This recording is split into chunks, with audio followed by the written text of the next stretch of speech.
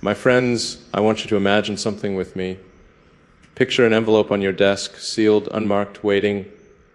Inside it, everything I never said out loud, everything I built, risked, loved, and learned, distilled into words meant only for you. Not a will, not instructions, just truth. The kind that only matters when time runs out. You know that feeling, don't you, when you realize you've been so busy launching, building, conquering that you forgot to say what actually matters. I've spent years chasing Horizons missions to Mars, impossible deadlines in the next frontier. But here's what I've learned. Legacy isn't what you leave behind in headlines. It's what you leave inside the people you loved. The question that haunts me now isn't whether I succeeded. It's whether you'll remember why I tried. And if anything happens to me before I get to say this, before I get to look you in the eye and tell you what it all meant, then let this be my sealed envelope to you. Love wasn't the cost of my ambition. It was the reason for it. If you're still here, stay with me. I'm going to reveal something at the end that you don't want to miss. And if you're interested, subscribe to my channel. I need to tell you something I've avoided for years. Every time I stood on a stage, every interview, every press conference, I spoke about rockets, about electric cars, about the future of humanity, and those things matter, they do. But I never told you why. Not really. Because the real answer isn't found in engineering diagrams or market projections. It's found in the quiet moments. The ones nobody photographs. The ones where you're alone with yourself and you realize that everything you've built means nothing if you don't have someone to build it for. Have you ever felt that too? I remember the first time I truly understood time was finite. Not as a concept, not as something philosophers debate, but as a weight pressing against my chest at 3 a.m. I was staring at mission plans for Mars, thinking about all the things that had to go right for us to succeed. And then it hit me. What if I don't make it? What if I die tomorrow? What would I want you to know? Not my team, not the world, you. The person who sees me when the cameras turn off, the person who knows my failures as intimately as my victories. That's when I started writing this in my head. This sealed envelope. These words I keep rehearsing, but never quite say out loud. But here's what nobody told me. Success doesn't make you immortal. It just gives you more to lose. The higher you climb, the more you realize how far you can fall. And I've fallen before. I've watched companies nearly collapse. I've watched relationships crumble under the weight of ambition. I've stood in empty rooms surrounded by everything I ever wanted and felt absolutely nothing because things don't love you back. Achievements don't hold your hand when you're scared. Legacies don't whisper your name when you wake up from nightmares. Only people do that. Only love does that. So let me ask you something. When was the last time you actually believed love could last? Not the romantic comedy version, not the social media highlight reel. Real love, the kind that sees you at your worst and doesn't flinch, the kind that knows exactly how difficult you are and chooses you anyway. I've spent most of my life thinking love was a distraction, a beautiful distraction maybe, but still something that pulled focus from the mission. And that's where I was wrong, catastrophically wrong, because love isn't what competes with your purpose. Love is what gives your purpose meaning. Think of it this way. You can build the most elegant rocket ever designed, perfect thrust ratios, flawless navigation systems, but if there's no destination, if there's no reason to leave Earth's gravity, then what's the point? You're just burning fuel. Love is the destination. Everything else is just propulsion. Every late night I spent solving impossible problems, I was really asking one question. How do I become someone worthy of being loved? How do I prove that I'm not just a machine optimizing for outcomes? How do I show that beneath all the logic and calculation there's something human, something tender, something that needs connection as much as it needs oxygen. And that's when everything I believed fell apart, because I realized I'd been treating love like another problem to solve, another equation to balance. Give this much time, receive this much affection, invest this much vulnerability, earn this much trust. But love doesn't work on spreadsheets. It doesn't respond to efficiency metrics. Love asks for presence, not productivity. It asks for patience, not perfection. It asks for courage, not control. And presence is terrifying for people like me. People who live 5 years in the future, always planning the next move, always preparing for the next crisis. To be present means to stop to breathe, to look at the person in front of you and actually see them, not as a role in your story, but as the whole story. Wait before you scroll. Hear this. I'm not telling you I figured it out. I'm not standing here claiming I mastered the art of balance. I'm telling you I failed repeatedly, painfully, publicly. But in those failures, I learned something more valuable than any victory could teach me. I learned that the moments I remember most aren't the product launches or the breakthrough innovations. They're the small ones, the ordinary ones. Her laugh when I told a terrible joke. The way she looked at me when I admitted I was scared. The nights we stayed up talking about nothing and everything. When time stopped existing and all that mattered was that space between us. Those moments are my legacy, not the headlines, not the history books. Those quiet, unremarkable, irreplaceable moments when I was just me. Not the visionary, not the person everyone expects me to be. Just me, flawed, uncertain human. And she saw me anyway. She loved me anyway. That's the envelope I'm sealing for you. That's what I need you to remember if anything happens to me. Success is empty without someone to share it with. Ambition is hollow without love to ground it. And all the progress in the world means nothing if you're too busy chasing tomorrow to notice who's standing beside you today. Tell me, when was the last time you let yourself be seen? Not the polished version, not the highlight reel, the real you. The one who's terrified of failure, the one who wonders if they're enough, the one who pretends they have it all figured out, but lies awake at night questioning everything. That version of you is the one worth loving, not the persona, not the achievement. You raw, unfiltered, imperfect. And if you can't show that person to the world, at least show them to someone. One person, the right person, because that's where life actually happens. Not on stages, not in boardrooms, in the small sacred spaces where you take off the armor and let someone in. I used to think vulnerability was weakness. Now I know it's the only real strength. Anyone can build walls. Anyone can project confidence. Anyone can hide behind success. But to stand in front of someone and say, this is all of me, the broken parts too, and I'm trusting you with it, that takes more courage than any mission to Mars. That's the launch that scares me most. Not the rocket, the relationship, not the technology, the truth. Because rockets fail and you rebuild, but hearts break differently. They remember, they carry scars, and yet we keep trying, we keep reaching, we keep hoping, because the alternative living behind walls forever isn't really living at all. So here's what I want you to take from this chapter of my sealed envelope, from this confession I'm writing in case time runs out before I can say it in person. Don't wait. Don't postpone love until you achieve the next milestone. Don't tell yourself you'll be ready after the next promotion, the next project, the next victory. You won't. There's always another horizon, always another goal. The finish line keeps moving. But the people you love, they don't wait forever. Time doesn't pause for your ambition. And one day, you'll look around at everything you built and realize the only thing that mattered was the person you forgot to build it with.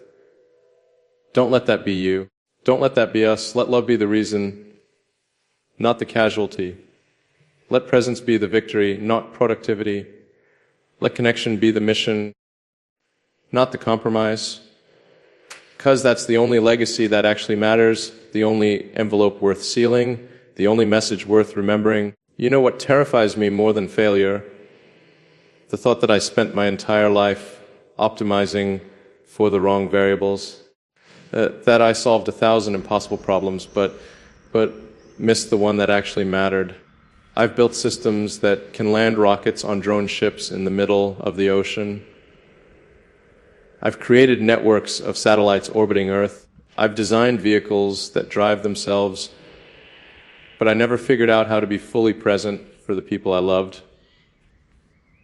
How do you optimize for that? How do you measure presence? How do you quantify the weight of a moment you'll never get back? I'll tell you when it hit me hardest. I was in a conference room reviewing quarterly projections when my phone buzzed. A message from someone I cared about, someone who needed me. Not my expertise, not my resources, just me, my attention, my time. And I looked at that message. I felt the pull. And then I looked back at the spreadsheet on the screen. I told myself I'd respond later after the meeting. After I handled this crisis, after I put out this fire, you can guess what happened. Later turned into tomorrow. Tomorrow turned into next week. And by the time I finally reached out, the moment was gone. The need had passed. And what I didn't realize then, but understand now, is that every time I chose later over now, I was writing my own ending. I was sealing an envelope I didn't want to read. Here's the brutal truth nobody wants to hear. You don't get to negotiate with time. You can't ask for extensions. You can't optimize the timeline. You can't pivot when you realize you invested in the wrong things. Time is the one resource you can't manufacture, can't mine, can't generate through innovation. It just runs steadily, silently, ruthlessly. And the people you love, they're experiencing that same countdown. Every day you postpone presence, you're gambling that tomorrow will come, that you'll get another chance, that the envelope won't be sealed before you write what matters most. But what if you're wrong? What if this is it? Look at me when I say this. Every achievement I'm proud of, every breakthrough that made headlines, every impossible thing I proved possible, none of it compares to the moments I was truly seen by someone I loved. None of it. You can frame awards. You can archive press coverage. You can build museums to house your legacy. But you can't capture the feeling of being understood. You can't preserve the moment someone looked at you and saw past every defense, every accomplishment, every carefully constructed image, and love what they found underneath. That's the thing worth protecting. That's the legacy worth building. Everything else is just noise. But here's what I learned the hard way. Love doesn't wait for you to be ready. It doesn't pause while you finish your mission. It doesn't understand your 5-year plan. Love exists in real time, and it demands presence in return. I used to think I could schedule it, block out time for relationships like I block out time for engineering reviews, give it focused attention during designated windows, and then return to the mission. And did every person I ever loved looked at me the same way when I tried that approach? Not with anger, with sadness, because they knew. They knew they were getting my attention, but not my presence. They were getting the time I allocated, but not the person I was. There's a difference, a massive difference. Have you ever been in a room with someone who's physically there, but mentally somewhere else? You can feel it, can't you? The distance, the absence, the awareness that you're speaking to a body, that the person inside is already gone, already solving the next problem, already planning the next move. I've been that person more times than I want to admit. And the cost wasn't just the relationship, it was the moment itself. Because even after it ended, even after I lost people I should have kept, I couldn't remember the details of what I missed. I couldn't recall what was said, what was felt, what was offered. I was too busy being elsewhere, Too busy being later, too busy being not now. Wait, let me tell you something that changed everything. I was alone one night going through old messages, old photos, trying to reconstruct what I'd lost. And I found something I'd completely forgotten, a conversation where she asked me one simple question. If you could pause everything right now and just be here with me, would you? And I remember my answer. I remember typing it out, believing it was true. Of course, you matter to me, but I didn't pause anything. I didn't change anything. I just kept running, kept building, kept chasing. And she knew. She knew my words meant nothing because my actions told a different story. She knew the envelope I was sealing had her name on it, but nothing inside. Just empty promises and good intentions that never materialized into presence. That's when I understood what legacy really means. It's not what you build, it's what you choose. Every single day you're choosing what matters. You're choosing where to invest your finite attention. You're choosing who gets your now versus who gets your later. And those choices accumulate. They compound. They become the story people tell about you when you're gone, not the story you wanted. The story you wrote with your actions, the story of your presence or absence etched into the people who loved you. And here's the question that haunts me when I'm gone. When this envelope is finally opened, will anyone say I was actually there? Will anyone remember me as someone who showed up fully, loved completely, gave freely? Or will they remember the ghost? The person who was always halfway out the door, always mentally elsewhere, always promising tomorrow. Tell me honestly, how many moments have you missed while planning for the next one? How many people have stood in front of you offering connection while you were busy calculating outcomes? How many times have you said I love you while thinking about something else entirely? Don't pretend you haven't done it. We all have. But the difference between regret and wisdom is what you do after you realize it. Do you keep running? Do you keep telling yourself there's time? There's always time. You'll balance it all eventually. Or do you stop right now, this moment, and ask yourself what you're really building here? Because I promise you, the thing you're chasing won't love you back. The achievement won't hold you when you're scared.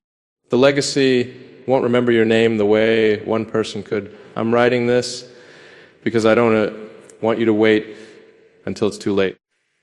I don't want you to seal an envelope full of regrets and call it a legacy. I want you to stand where I stood, looking at everything you built, and realize you built it alone. Love isn't the reward for success. It's not what you get after you achieve everything else. Love is the foundation. It's the gravity that keeps you grounded while you reach for impossible things. It's the reason the reaching matters at all. And if you lose that, if you sacrifice presence for progress, if you trade now for later one too many times, you won't just lose a person, you'll lose yourself. The part of you that's capable of connection, the part that makes you human instead of just productive. So, here's what I'm sealing in this part of the envelope. Here's what I need you to remember. Every moment you postpone presence, you're gambling with something irreplaceable. Every time you choose later, you're betting on a tomorrow that isn't guaranteed. And every person you love is experiencing their own countdown, their own finite existence, their own sealed envelope waiting to be rid. Don't wait for the perfect time. Don't wait for balance. Don't wait for the mission to be complete. Choose now. Choose presence. Choose the person standing in front of you, offering you the only thing that matters. A chance to be seen, a chance to be loved, a chance to matter in a way no achievement ever could. That's the legacy. That's what I wish I'd understood sooner.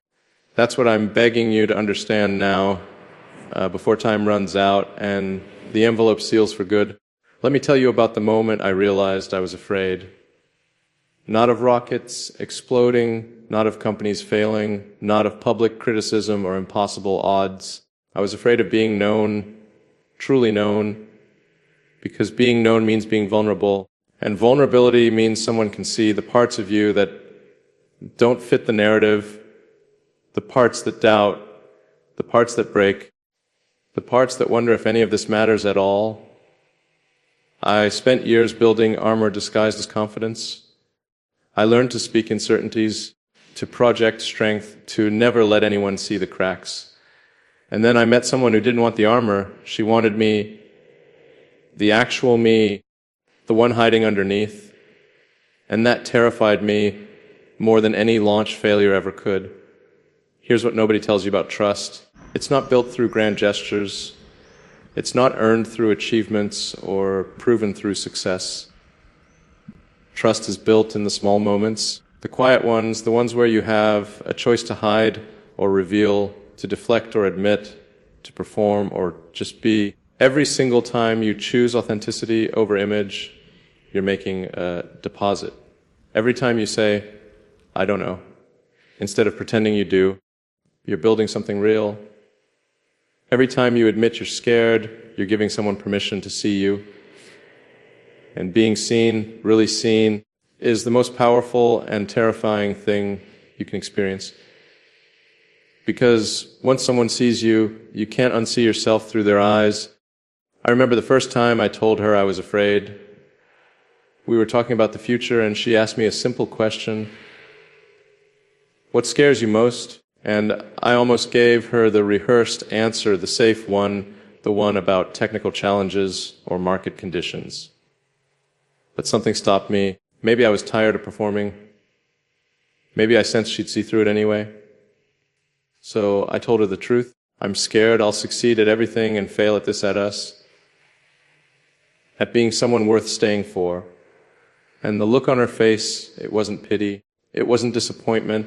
It was recognition, like she'd waiting for me to stop being the visionary and start being human. That's when I understood vulnerability isn't weakness. It's the price of admission to real connection. But here's where it gets complicated. Trust isn't just about revealing yourself. It's about letting someone else's truth change you. It's about hearing things you don't want to hear. It's about being told you're wrong, you're absent, you're hurting someone, and not defending yourself, not explaining, not justifying, just listening, just receiving, just letting their experience be valid even when it contradicts your intentions. That's the hardest part, because people like me, we're solution-oriented. Someone tells us there's a problem, and we immediately start fixing it. We strategize, we optimize, we create action plans. But sometimes people don't want solutions. They want to be heard. They want their feelings to matter. They want you to sit in the discomfort with them instead of engineering your way out of it. And that's when everything I believed fell apart again. Because I realized love isn't a system you can optimize. It's not a problem you solve once and move on. Love is a continuous practice of showing up, listening deeply, and choosing the person over the outcome every single day. There's no completion date, no launch sequence, no moment where you can declare victory and shift focus to the next mission. Love is the mission, and it asks for something I spent my whole life avoiding. Surrender, not defeat. Surrender, the willingness to let someone matter more than being right. The courage to say, I was wrong when your ego screams to defend. The strength to prioritize connection over winning the argument. Have you ever tried that? It goes against every instinct that made you successful. But it's the only way love survives. Wait, before you think I'm telling you to give up who you are, hear this. Surrender doesn't mean erasing yourself. It doesn't mean abandoning your mission or dimming your vision. It means integrating someone else's world into yours. It means building something together instead of alone. It means recognizing that your way isn't the only way. And maybe, just maybe, someone else's perspective makes you better, not weaker. She used to tell me, "You're brilliant at solving problems that don't involve feelings, but when emotions enter the equation, you short circuit." And she was right. I treated feelings like bugs in the code, errors to fix, inefficiencies to eliminate. I never considered they might be features, not flaws. That emotions carry information logic can't access. That intuition sees patterns data can't measure. So I started practicing something foreign to me. I started asking, "What are you feeling?" Instead of, "What's the logical solution?" I started saying, "I hear you." Before I said, but actually, I started choosing presence over problem solving, and it was awkward, unnatural, like learning a new language in a brain wired for a different syntax. But slowly, something shifted. I noticed things I'd been missing. The way her voice changed when she was hurt, but pretending to be fine. The way silence carried more meaning than words sometimes. The way my absence created distance, even when I was physically there. I was learning to read a different kind of data, emotional data, relational data, the kind that determines whether connection thrives or withers, the kind that makes the difference between partnership and parallel lives. Tell me something. When was the last time you asked someone what they needed instead of assuming you knew?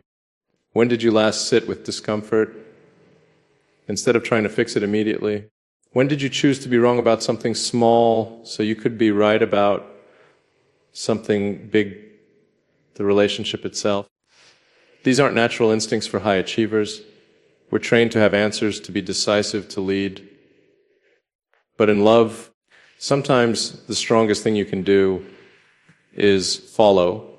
Sometimes the smartest move is admitting you don't have all the information. Sometimes the most visionary choice is trusting someone else's vision of what you could become together. That's what trust actually means. Not just letting someone see your flaws, letting them influence your path, letting their needs reshape your priorities, letting their love change you. And here's what changed in me. I stopped seeing relationships